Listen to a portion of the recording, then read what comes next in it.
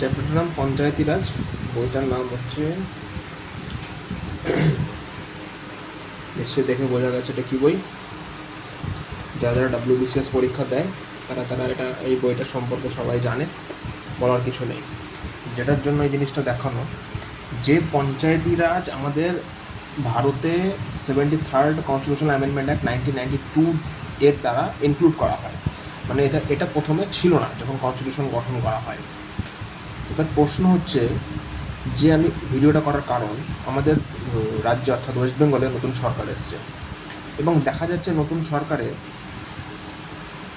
Municipality এবং যে পঞ্চায়েত আছে, এই দুটো যে গভর্নমেন্টের অর্গান আছে, মানে ইন্ডিপেন্ডেন্ট বডি, এরা কনস্টিটিউশন এদেরকে ইন্ডিপেন্ডেন্ট বডির একটা মর্যাদা দেওয়া হয়েছে।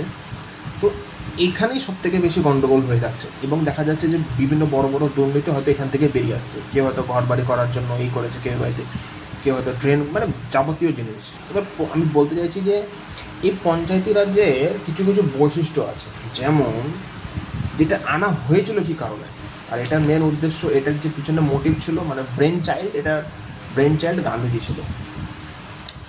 তো এটা দেখানোর কারণ হচ্ছে বিভিন্ন রকম কমিটি গঠন করা হয়েছিল, অশোক মেহতা কমিটি, তারপরে হচ্ছে GVK রাও কমিটি, তারপরে হচ্ছে বিভিন্ন রকম আরও কমিটি আছে, যে LM সিংভি কমিটি, তারপরে হচ্ছে তুঙ্গুম কমিটি, গডগিল কমিটি, হ্যাঁ, এই সমস্ত কিছু এত কমিটি গঠন করা হয়েছিল।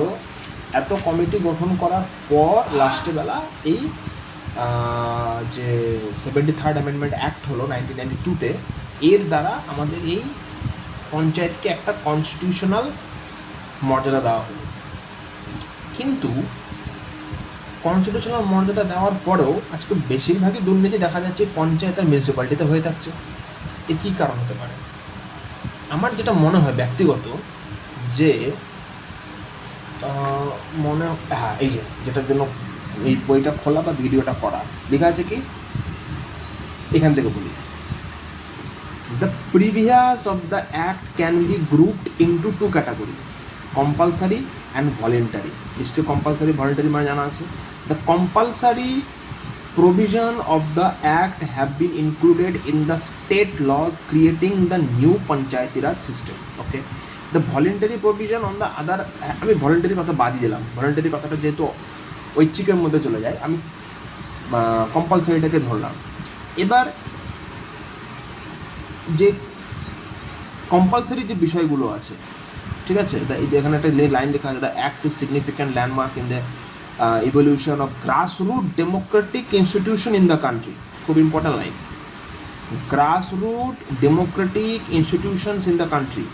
It transfer the representative democracy into participatory democracy. It is a revolutionary concept to build democracy at the grassroots level in the country. খুব ইম্পর্টেন্ট লাইন। এইবার যে মেইন জায়গাটা, যে সেলিয়েন্ট ফিচার, এবারে সেলিয়েন্ট ফিচারের মধ্যে যে সমস্ত জিনিসগুলো আছে, প্রথমটাই হচ্ছে গ্রাম সভা, যেটার জন্য ভিডিওটা করা। কি এই গ্রাম সভা? আরও তো অনেক সেলিয়েন্ট ফিচার আছে, একটা তো ফিচার নেই। গ্রাম সভা আছে, 3 টায়ার সিস্টেম আছে, এগুলো বলার জন্য ভিডিও করা না। যারা যারা এগুলো পরীক্ষা দেয় তারা জানে সব ভিডিওগুলো। ইলেকশন অফ মেম্বার আছে, চেয়ারপারসন আছে, রিজার্ভেশন অফ সিটস আছে, ডিউরেশন অফ পঞ্চায়েত আছে, ডিসকোয়ালিফিকেশন আছে, এগুলো আলাদা জিনিস। মেন উদ্দেশ্য বলার হচ্ছে এই গ্রাম সভাটা। কেন বলছি? কারণ এখানে কী কী লেখা আছে দেখো। The Act provides for a Gram Sabha as the foundation of the Panchayati Raj system. It is a body consisting of persons registered in the electoral roll of a village comprised within the area of Panchayat at the village level. মানে বোঝা গেল? যদি কেউ না বুঝতে পারে আমি বাংলায় বলে দিই। ভিলেজ লেভেলে যে সকল ব্যক্তিরা ইলেকটোরাল রোলে তাদের নাম নথিভুক্ত আছে, অর্থাৎ 18 বছরের ঊর্ধ্বে হয়ে গেছে এবং ইলেকটোরাল রোলে যাদের নাম নথিভুক্ত আছে, তারা সবাই এই গ্রাম সভার ফাউন্ডেশনের সাথে ইনক্লুডেড বা যুক্ত। Thus it is a village assembly consisting of all the registered voters in the area of panchayat. It may exercise such power and perform such functions at the village level as the legislature of a state determine করবে। তার মানে এটা আগে থেকেই হওয়া আছে, এমন মানে নতুন হয়েছে গ্রাম সভার কথাটা। এবার এই যে প্রথমে যে লাইনটা দেখালাম এখানটায় যে কম্পালসারি আর ভলেন্টারি, তাহলে নিশ্চয়ই কোনো এই যে যতগুলো ফিচার আছে এখানে, এর মধ্যে কিছু কম্পালসারি আছে, কিছু ভলেন্টারি আছে। এই গ্রাম সভা হচ্ছে কম্পালসারি ফিচারের মধ্যে আসে। যদি হয়তো কথায় বিশ্বাস না হতে পারে, আমি এখানে দেখি যে একটা জায়গায় এই যে compulsory and voluntary provision. We will identify separately the compulsory and voluntary provision of the 73rd Constitutional Amendment 1992 or the Part 9 of the Constitution.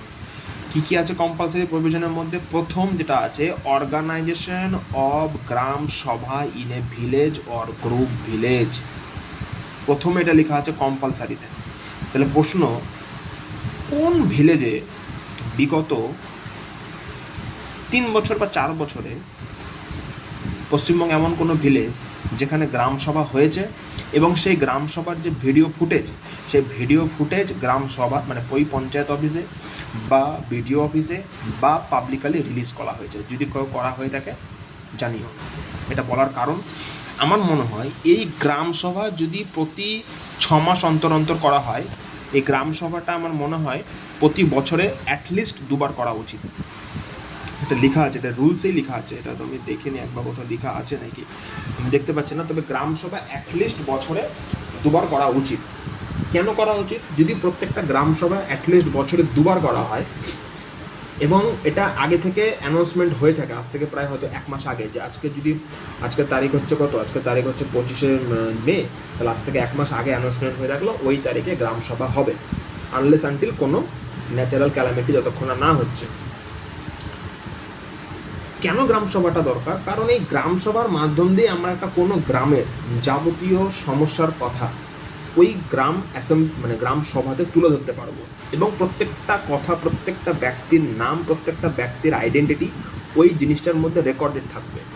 আমি নাম আইডেন্টিটির কথা বাজিয়ে দিলাম, দরকার নেই নাম আইডেন্টিটি, মেন জিনিস আমার সমস্যাটা, এবং এটা লিখিত আকারে থাকবে কার কাছে?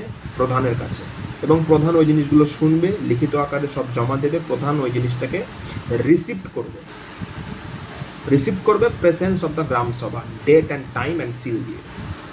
এবং আগামী 6 মাসের পর ওই যে প্রবলেমগুলো দেখা গেল, সেই প্রবলেমগুলোর কতটা সমস্যা মানে কতটা সমাধান হলো তার একটা ডিটেলস রিপোর্ট আবার ওই পরবর্তী গ্রাম সভাতে ওই প্রধান পেশ করবে। যদি এই জিনিসটা কোনো গ্রাম সভাতে, যে কোনো গ্রাম সভাতে কন্টিনিউ হতে থাকে, আমার মনে হয় ওই গ্রাম পঞ্চায়েতের আন্ডারে যত স্কুল, যত রোড, যত মার্কেট, যত মানে কোনো সোশ্যাল প্রবলেম যদি থাকে বা যত কোনো ইকোনমিক্যাল প্রবলেম থাকে, উইদিন টু ইয়ার মানে 2 বছরের মধ্যে সেটা ওই সমস্যাগুলোর সমাধান হয়ে যাবে। আমি ধরলাম সমস্যার সমাধান হলো না, কিন্তু প্রত্যেকটা মানুষ অন্তত এটুকুটা তো বলতে পারবে যে না, আমি আমার গ্রাম সভাতে গিয়ে পঞ্চায়েত প্রধান, যে আমাদের পঞ্চায়েত প্রধান কনস্টিটিউশনাল পোস্ট একটা, তাকে বলতে পেরেছি। এবং সেটা আমার মনে হয় তার একটা ভিডিও ক্যাসেট করে ওই ভিডিওটাকে একটা পেন ড্রাইভে হোক বা কিছুর মাধ্যমে হোক প্রত্যেকটা পঞ্চায়েতে রিজার্ভ করে রাখা উচিত। ইভেন যদি পসিবল হয় সেটা যদি ভিডিও স্যারের উপস্থিতিতে করা হয় তাহলে হয়তো আরও ভালো হবে। কারণ আমাদের যে বাহাদুরপুর গ্রাম পঞ্চায়েত আছে সেটা আমাদের মুর্শিদাবাদ জিয়াগঞ্জ ব্লকের আন্ডারে পড়ে। তো মুর্শিদাবাদ জিয়াগঞ্জ ব্লকের আন্ডারে মোটামুটি 5টা না 6টা মনে করতে পারছেন না, যে কটা গ্রাম পঞ্চায়েত রয়েছে প্রত্যেকটা গ্রাম পঞ্চায়েতে বছরে যদি 2 বার করে এই গ্রাম সভার আয়োজন করা হয় আর সেখানে যদি বিডিও স্যার উপস্থিত থাকেন, মনে হয় না 2 বছরও লাগবে, এর আগেই আমাদের এই মুর্শিদাবাদ জিয়াগঞ্জ ব্লকের চেহারায় পাল্টে যাবে।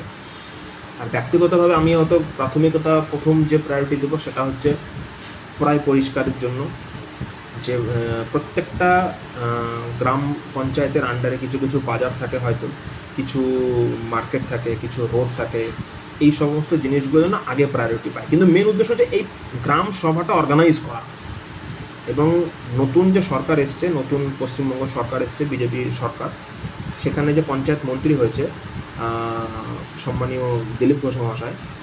তো ওনার কাছে আমার একটা অনুরোধ, আপনি এই জিনিসটা একটা সার্কুলেটরি মানে মানে একটা পেপারে বের করে, সার্কুলেশন বের করে প্রত্যেকটা বিডিওর কাছে এবং প্রত্যেকটা গ্রাম পঞ্চায়েতের কাছে ইমিডিয়েটলি ফ্যাক্স বা ইমেল করে পাঠানো উচিত, যাতে করে তারা আগামী কিছুদিনের মধ্যে এই গ্রাম পঞ্চায়েতে যে গ্রাম সভা জিনিসটা আছে, এই গ্রাম সভাটা যেন অর্গানাইজ করে। এবং ওই রকম না যে কেউ গেল পঞ্চায়েতে, ঠিক আছে গ্রাম সভা হচ্ছে, তুই বসে পর এখানে, না ওরকমভাবে না। লার্জলি মানে একটা গ্রাম পঞ্চায়েতে প্রচুর ভোটার থাকে, কথার অর্থ হচ্ছে যদি 100টা ভোটার থাকে তার মধ্যে যদি 60%ও প্রেজেন্ট থাকে, 60% মনে হয় না সেই গ্রাম পঞ্চায়েতে ধীরে ধীরে ধীরে ধীরে ধীরে সমস্ত সমস্যাই আস্তে আস্তে মিটে যাবে। কিন্তু আলটিমেটলি মানুষ তো এটা বলতে পারবে আমার এই সমস্যা আছে, আমার এই সমস্যা আছে। কারণ আমরা গভর্নমেন্টকে চুজ করি আমাদের সমস্যাগুলো যেন গভর্নমেন্ট আমাদের কাছ থেকে শুনে।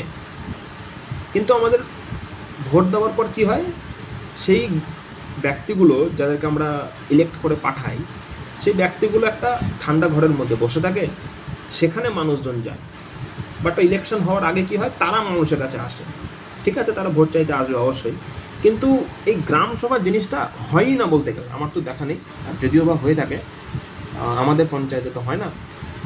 তো আমি মাননীয় সম্মানীয় দিলীপ ঘোষ মহাশয়ের স্যারের কাছে অনুরোধ করব, আপনি অতি শীঘ্রই এই গ্রাম সভার যে বিষয়টি, এটি একটি সার্কুলেশন জারি করে প্রত্যেকটা পঞ্চায়েতে, পশ্চিমবঙ্গের প্রত্যেকটা পঞ্চায়েতে, প্রত্যেকটা বিডিও অফিসে চিঠির মাধ্যম দিয়ে ইমিডিয়েটলি এটাকে অর্গানাইজ করার কথা বলুন। এবং বলুন জিনিসটা যত শীঘ্র সম্ভব বছরে অন্তত যেন 2বার করে এই জিনিসটা যেন করা হয়, এবং এটার জন্য একটা ভিডিও রেকর্ডিং করে রাখা হয় প্রত্যেকটা গ্রাম পঞ্চায়েতের কাছে। যারা যারা ভিডিওটা দেখলেন, যদি কেউ মনে হয় ভিডিওটা খুব উপযোগী, তাহলে পঞ্চায়েত যে মন্ত্রী রয়েছে আমাদের গ্রাম পঞ্চায়েত মানে মাননীয় দিলীপ ঘোষ মহাশয়, ওনার কাছে যদি কেউ ভিডিওটা পৌঁছে দিতে পারে অনেক কৃতজ্ঞতা হব। ধন্যবাদ।